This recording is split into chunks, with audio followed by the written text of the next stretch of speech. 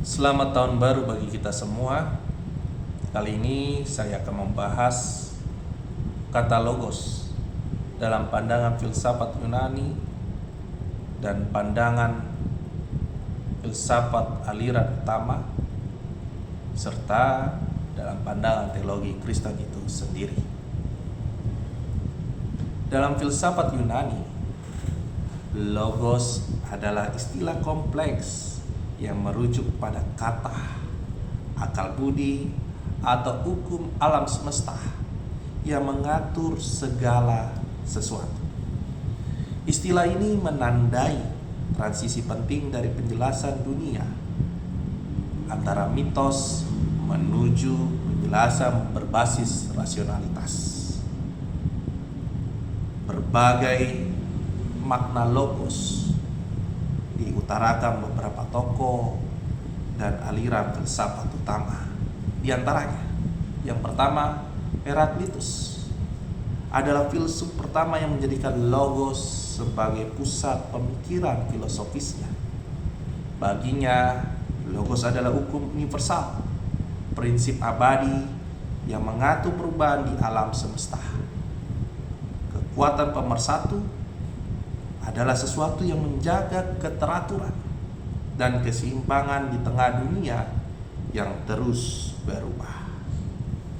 Yang kedua, dari Aristoteles. Dalam konteks retorika, Aristoteles mendefinisikan logos sebagai salah satu metode persuasi yang memandangnya sebagai wacana berbasis nalar, penggunaan argumen logis, data, dan fakta untuk meyakinkan audiens. Logika adalah kemampuan manusia untuk berpikir secara sistematis dan rasional. Yang ketiga, pandangan dari aliran Stoa. Logos memiliki dimensi yang lebih luas dan bersifat ilahi. Rasio ilahi, akal budi yang meresapi dan mengendalikan seluruh alam semesta. Prinsip aktif, energi yang memberi bentuk dan keteraturan pada materi yang pasif.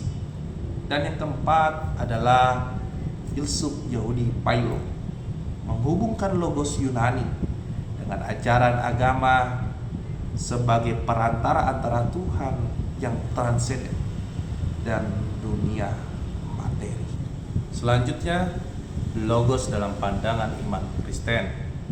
Dalam iman Kristen, logos adalah istilah dalam bahasa Yunani untuk firman yang merujuk pada Yesus Kristus, pribadi kedua Allah Tritunggal yang ilahi, kekal, dan menjadi manusia untuk menyelamatkan dunia. Konsep ini paling jelas dijelaskan di awal Injil Yohanes 1 ayat yang pertama, yang menyatakan bahwa logos ada bersama Allah dan adalah Allah sejak semula, kemudian menjadi daging dan tinggal di antara manusia sebagai firman yang menjadi manusia. Makna logos dalam kekristenan. Yesus Kristus, logos adalah sebutan untuk Yesus Kristus yang diyakini sebagai firman Allah yang berinkarnasi, perwujudan Allah yang menjadi manusia, yang setara dengan Allah Bapa, pencipta dan pemelihara. Melalui logos, segala sesuatu diciptakan dan melaluinya juga dunia diperintah. Sumber kehidupan dan terang. Yesus sebagai logos adalah sumber kehidupan dan terang yang sejati menerangi setiap orang, sebagaimana dijelaskan dalam Injil Yohanes. Logos juga adalah wahyu Allah.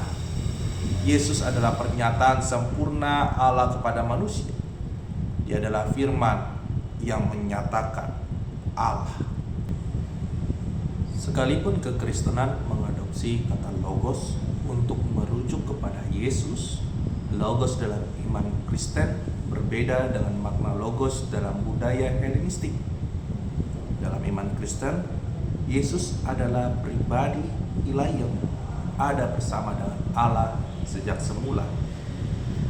Dalam Injil Yohanes 17 ayat yang kelima, ketika Yesus berdoa kepada Allah di Taman Getsemani, Yesus berkata, "Oleh sebab itu ya Bapa, permuliakanlah aku padamu sendiri dengan kemuliaan yang kumiliki di hadirat-Mu sebelum dunia ada." Hal ini menunjukkan bahwa di dalam diri Allah yang Esa ada interaksi di dalam diri Allah antara Bapa dengan Logos sebelum dunia ada. Logos tinggal dan berdiam di dalam diri Bapa sebelum segala sesuatu tercipta, dan Bapa telah mengasihi Logos sebelum segala sesuatu ada. Yohanes 17 ayat yang ke-24. Demikianlah pemaparan tentang kata Logos.